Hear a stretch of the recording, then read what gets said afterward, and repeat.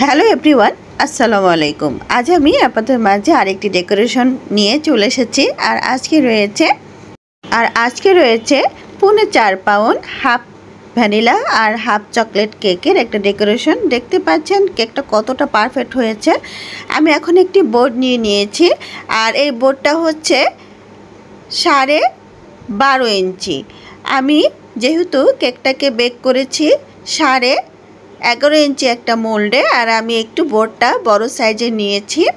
তো আমি কেকটাকে 3টি স্লাইস করে কেটে নিয়েছি। আমি প্রথমত এখানে সুগার সিরাপটা ইউজ করছি। 2টা পার্টি আমি একসাথে সুগার সিরাপটা ইউজ করছি। দেখতে পাচ্ছেন কিভাবে সুগার সিরাপটা ইউজ করছি। আপনারা যারা নতুন এসেছেন আমার চ্যানেলে, অবশ্যই আমার চ্যানেলটা সাবস্ক্রাইব করে দিবেন এবং পাশে থাকা বেল আইকনটা অন করে দিবেন, যাতে করে আমার নিত্য নতুন সকল ভিডিও নোটিফিকেশন আপনারা পেয়ে যান। আর যদি ভিডিওটা ভালো লাগে অবশ্যই একটি লাইক করে দিবেন, আর কমেন্টের মাঝে জানিয়ে দিবেন যে আমার কেকের ডেকোরেশনগুলো কেমন হয়েছে। তো এই তো আমি আপনাদের সাথে কথা বলছি আর ডেকোরেশনটা এখানে শেয়ার করছি।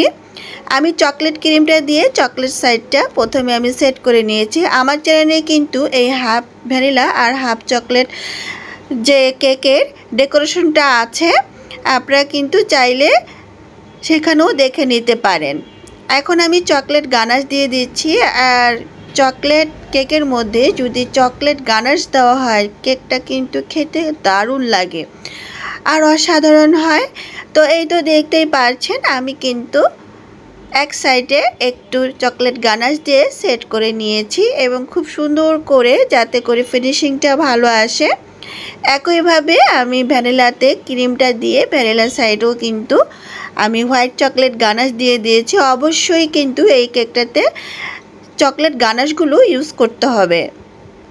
তো এখন আমি দ্বিতীয় পার্টটাও একইভাবে করে দিচ্ছি। যেহেতু ভিডিওটা অনেক বড় হয়ে যায়, আমি তো ডেকোরেশনের ভিডিওগুলো করি, তো আমি এখন ভ্যানিলা সাইডটা আপনাদেরকে সুন্দর করে সেট করে দেখালাম এবং সম্পূর্ণ কেকটাই কিন্তু সেট করে নিয়ে আমি ফ্রিজে রেখে দিয়েছিলাম আধা ঘন্টার জন্য, কারণ এটা আমার তাড়াতাড়ি ডেলিভারি করতে হবে। সকালেই আমার ডেলিভারি করতে হতো। আমি এইটা রাতের 12টার পরে কাজগুলো করেছি। তো দেখতেই পাচ্ছেন আমি কিন্তু 2D সাইজের একটি স্টার নজল নিয়েছি, আর এই নজলটা দিয়েই আমি বেশিরভাগ ক্ষেত্রে কাজগুলো করে, আপনারা কিন্তু আমার ভিডিওগুলি দেখলে একটু লক্ষ্য করতে পারবেন। তো আমি উপরের অংশেতে কিছু গোলাপ করে দিয়েছি এবং নিচের অংশেতে যেই পাশটা ভ্যানিলা সাইড সেটা কিন্তু আমি শুধু ভ্যানিলা ক্রিম দিয়েই করেছি, আর চকলেট সাইডে কিন্তু আমি চকলেট ক্রিমটা দিয়েই করেছি। তো উপরের অংশেতে ফুল করে আমি নিচের অংশে ভ্যানিলা সাইডটায় বর্ডার টেনে দিচ্ছি। আর কিভাবে কাজগুলো করছি অবশ্যই আপনারা স্ক্রিনে দেখে বুঝতেই পারছেন। অবশ্য বলে বোঝানো কিছু নেই, আপনারা দেখে কিন্তু এটা বুঝে নিতে হবে। তো এখন আমি চকলেট সাইডে চকলেট গানাশ আর হচ্ছে চকলেট ক্রিম দিয়ে সেট করে নিচ্ছি।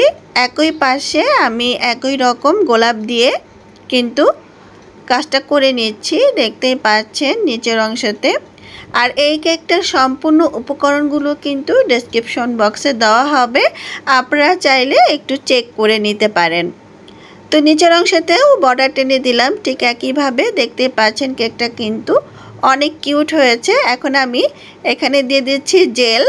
আমি এটা করেছি কর্নফ্লাওয়ার আর চিনি আর হচ্ছে পানি দিয়ে এই জেলটা তৈরি করেছি। সাথে আমি কালার যেই রেড কালারটা আছে সেটা ইউজ করেছি।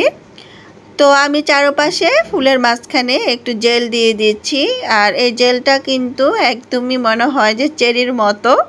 দেখতে পাচ্ছেন খুব সুন্দর লাগছে, কিউট লাগছে কেকটা। তো কাস্টমার ডিমান্ড অনুযায়ী কেকটা আমি করে দিচ্ছি। এটা কিন্তু আমার কাস্টমাইজ কেক ছিল, আর এই কেকটা ছিল 4.5 পাউন্ড। তো 4.5 পাউন্ড কেকটা আমি কিভাবে করলাম, কিভাবে উপকরণগুলো ইউজ করেছি সেটা কিন্তু উপকরণগুলো আমি ডেসক্রিপশন বক্সেই দিয়ে দিব। আর উপরের অংশতে আমি হ্যাপি বার্থডে টু ইউ যে কাস্টমারের নামটা ছিল সেটা দিয়ে দিয়েছি। কিছু টপার আমি সিলিকন মোল্ডে করে নিয়েছি, এই টপারগুলো চারপাশ দিয়ে বসিয়ে দিলাম। আর এরই মধ্যে শেষ হয়ে গেল আমার কিন্তু ডেকোরেশনটা। যদি ভালো লাগে অবশ্যই একটি লাইক দিয়ে দিবেন। আবারও আমি আপনাদের মাঝে নতুন একটি ভিডিও নিয়ে হাজির হব। সেই পর্যন্ত আল্লাহ হাফেজ। সবাই সুস্থ থাকবেন, ভালো থাকবেন এবং আমার জন্য অনেক অনেক বেশি দোয়া করবেন।